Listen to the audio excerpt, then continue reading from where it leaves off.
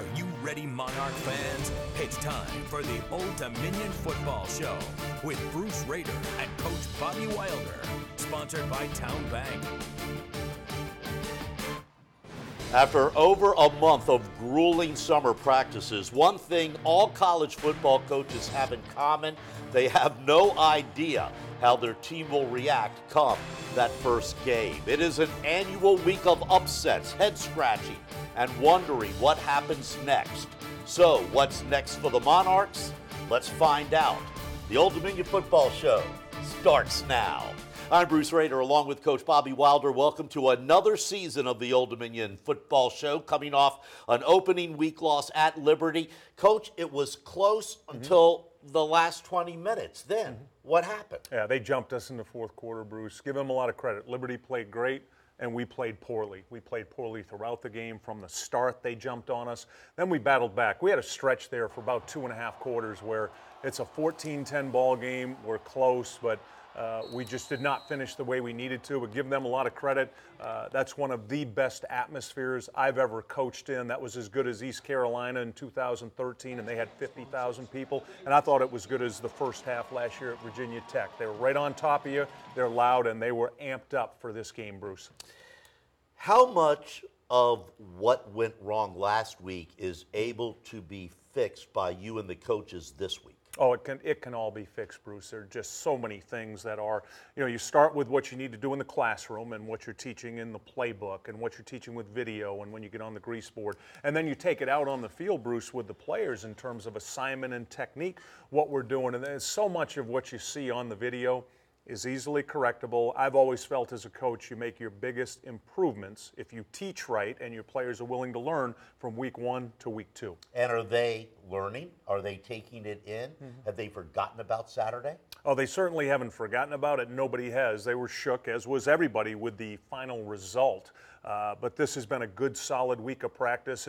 As tough as this weather has been this week, it's been over 100 degrees at practice every day with the heat index. They've come out with a mindset to improve, and they're excited for the home opener.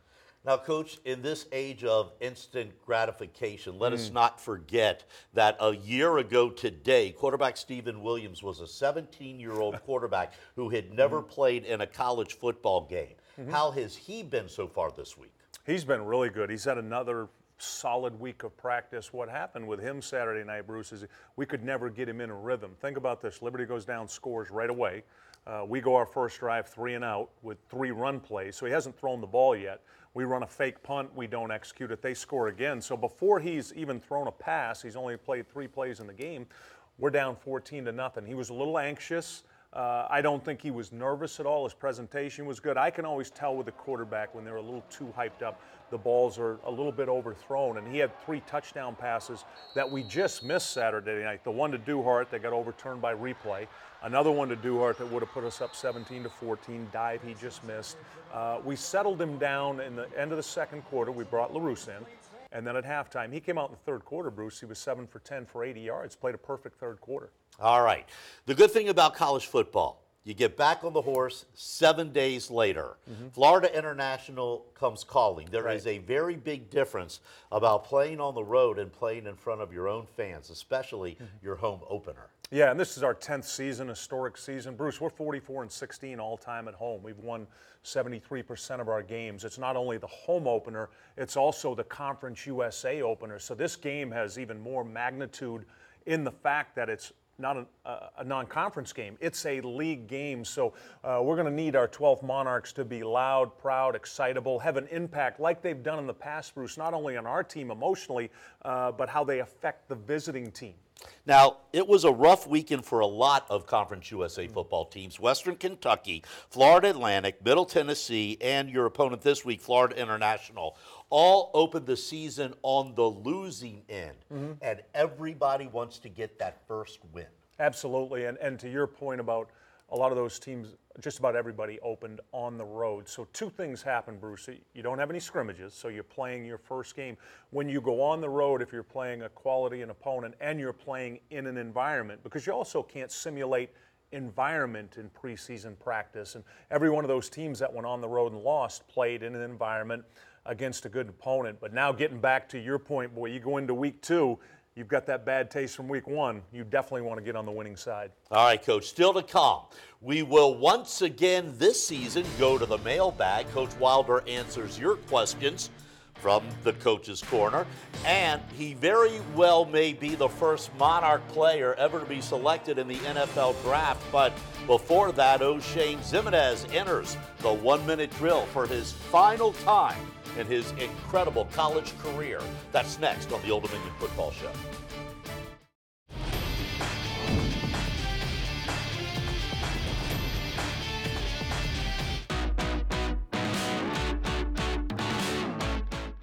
Welcome back to the Old Dominion Football Show, the 1-minute drill, and we are joined by 5th-year senior defensive lineman O'Shane Zimenez. Where does the time go? I don't know, man. Your guess is as good as mine, but we're here. So, looking back, what has been your, leading up to this season, what has been your biggest memory as a Monarch?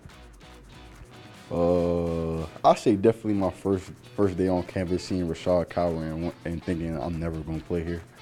Seeing how big he was, I was like, man, I'm never going to match up with these guys. And just, that's probably my best memory. Well, Rashad's an interesting case because he's gone from defensive line to offensive line in the NFL. Could you ever see yourself doing something like that? No shot.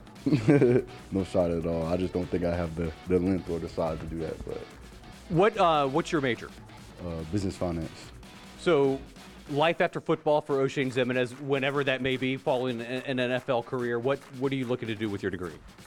I actually want to be an investor. I just want to make private investments and make money like that, and I want to actually volunteer. I don't want to work for money. I want money to build on its own. Bobby Wilder preaches the positive mental attitude, the PMA, but hey, like everybody else, he gets upset, I'm sure. How do you know when Bobby Wilder is upset with you guys?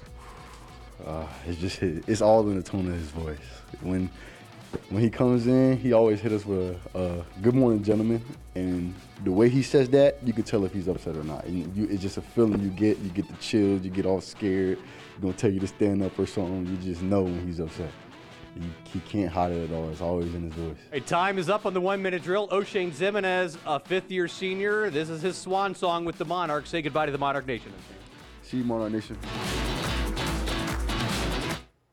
Coach, we could do an entire show on this young man, a great example of a player that excels both on and off the field. Yeah, and you could tell from that presentation, Bruce, just how humble he is. He truly is an incredibly humble person. He most likely will be our first ever draft choice. One of the best D linemen I've ever coached. He's already graduated. He's very active in the community. You heard him talking about volunteering. He's done that with the Special Olympics, the blood drive, whatever it might be. He goes to local schools to speak. He's just a great person to be around and an outstanding example for our younger players to watch. If you've got 4 players already in the NFL, though, could this be the best player that Old Dominion has ever had if he's the first one that could be drafted? Yeah, conceivably the way he plays, and he could be a multiple position guy in the NFL. A lot of flexibility.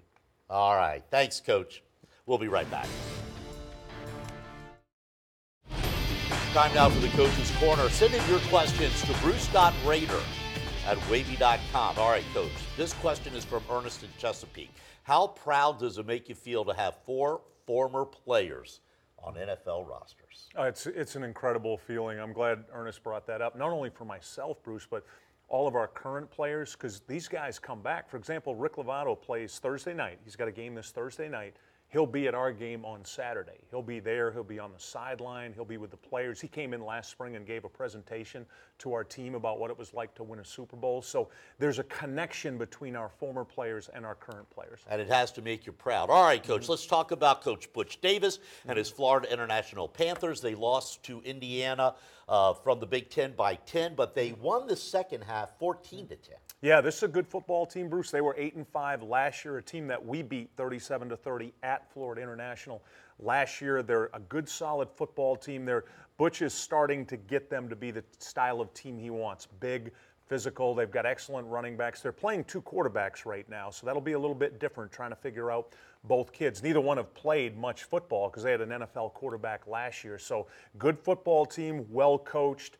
A team that will not beat themselves. So with 2 quarterbacks, is it hard to prepare when that situation comes up? It is. It's a little bit different, and we only have 1 game on them, so we've only got about 30 plays on each player. They both appear to throw the ball well. They both appear to have movement skills. So we're going to have to learn more about them early in this football game. All right, Coach, any last-minute words to your Monarchs Nation regarding Saturday night's game? Oh, we need you loud and proud there Saturday night, Monarch Nation. This is a big one for us. We're excited to be back home, and we're excited to be with you.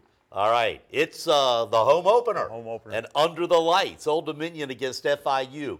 Kickoff at 7:30. You like playing those night games? Love them, especially when it's this hot. That's right. It'll be a cool game for you all, of course. You'll be tailgating during Yes, the they heat. will. So behave yourselves at the game. And join us every Wednesday night, Coach Bobby Wilder and me, for the Old Dominion Football Show. If you don't get a chance to watch it live, you can always record it and watch it later. You got 3 days before the big game. And we will also be able to stream the show every week on WAVY.com in case you're out of the area. That's right. Everybody can watch it. We'll see you next Wednesday. Good night, Great everybody. night, everybody.